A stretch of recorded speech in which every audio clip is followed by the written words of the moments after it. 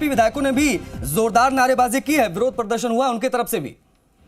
देखिए, संख्या में भले ही आरएलपी के विधायक 3 हो, लेकिन आज सदन में विरोध की शुरुआत और उपस्थिति उन्होंने ही दर्ज कराई। दरअसल स्पीकर सीपी जोशी चेयर पर आए तो शुरुआत में आरएलपी के विधायक पुखराज गर्ग और नारायण बेनीवाल ने विरोध का झंडा उठाया और कहा कि जो लंपी संक्रमण से गौ माता की स्थिति हो रही है, गायों की प्रदेश में दुर्दशा हो रही है, उसको लेकर के सरकार को गंभीरता बरतनी चाहिए। सरकार के कामकाज के ऊपर सवाल उठाते हुए आरएलपी के विधायकों ने सदन में आकर के नारेबाजी की और नारे लिखे हुए पोस्टर लहराए जिस पर लिखा था गौ माता करे पुकार, हमें बचा लो हे सरकार। यानी सरकार से दयनीय अवस्था में गौ माता पुकार कर रही थी। और इसके बाद में जब स्पीकर ने वंदे मातरम कराया, राष्ट्रगीत हुआ, तो बीजेपी के विधायक भी सदन में खड़े होकर के धरना देने लग गए थे। लेकिन महत्वपूर्ण यह है कि अब लगातार हंगामे के चलते आधे घंटे में दूसरी बार सदन की कार्रवाई आज स्थगित करनी पड़ी है। 6 महीने के अंतराल के अंदर जो बैठक बुलाने की बाध्यता होती है उसके चलते सत्रावसान नहीं हुआ और अब जब बैठक शुरू हुई है तो हंगामे के साथ शुरू हुई है।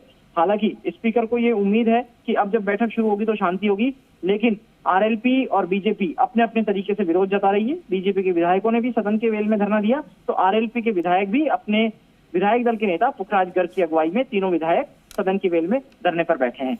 शशि, ये भी खबरें आई बीच में कि गुलाब चंद कटारिया और स्पीकर के बीच भी तीखी नोकझोंक हुई, क्या हुआ इन बिटवीन? देखिए, स्पीकर और गुलाब चंद कटारिया की तीखी नोकझोंक इसलिए हुई क्योंकि आमतौर पर नेता प्रतिपक्ष गुलाब चंद कटारिया कोई बात तब नहीं बोलते जब आसन पैरों पर होता है, यानी स्पीकर जब चेयर पर होते हैं और वो कुछ बात कह रहे होते हैं खड़े होकर के, तब वो कोई भी बात सदस्य सदन का नहीं कहता है।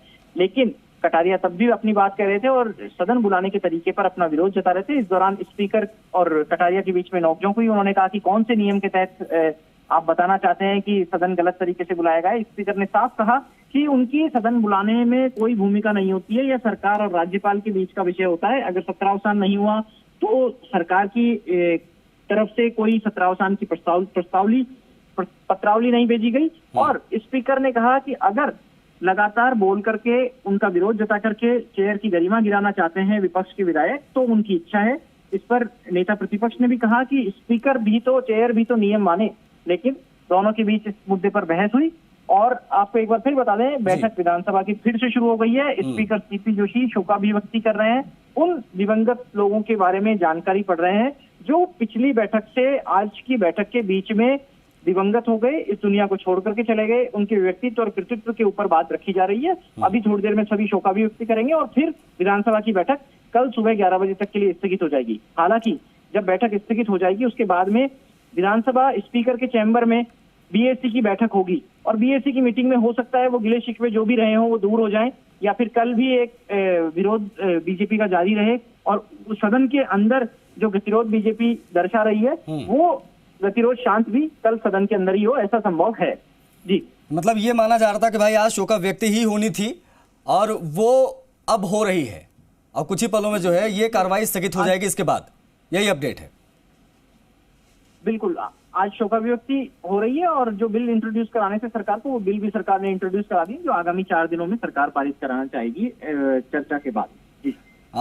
शशि मोहन, एक चीज और मैं आपसे समझना चाहूंगा कि ये जिस तरीके से सेशन चल रहा है अभी तक और जिस तरीके से अगले कुछ मिनटों में चलेगा, इसको देखकर क्या लग रहा है? कहा जाता है कि first impression is the last impression. आने वाले दिनों में क्या चीजें देखने को मिल सकती हैं? देखिए, सत्र की अवधि छोटी है, संभवतः इस सप्ताह शुक्रवार तक बैठक आखिरी होगी मौजूदा सत्र की। ऐसे में विपक्ष अपनी पूरी परफॉर्मेंस देना चाहेगा। सरकार खुद जो ग्रामीण ओलंपिक खेल हैं उनमें व्यस्त है।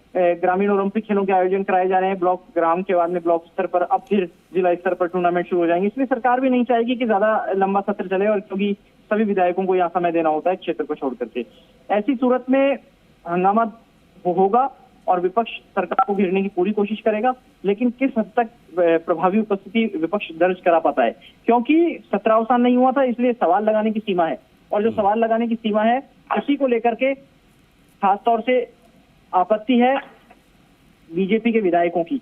और इस बीच हम दर्शकों को बता दें कि आज जो सदन में शोकाभिव्यक्ति की जा रही है वो 6 जनप्रतिनिधियों के प्रति की जा रही है। स्थान सिंह जाटव जो 9वीं लोकसभा में सांसद रहे, आदराम मेघवाल जो विधायक रहे 13वीं विधानसभा के, इंदिरा मायाराम पूर्व मंत्री रही हैं और यहाँ ठीक है, विधायक ठीक है। रही हैं। शशि, एक बार जरा दर्शकों को दिखा दे कि जैसा कि आपने बताया कार्रवाई एक बार फिर से शुरू हो गई है सदन की, वो तस्वीरें भी दिखाना जरूरी है।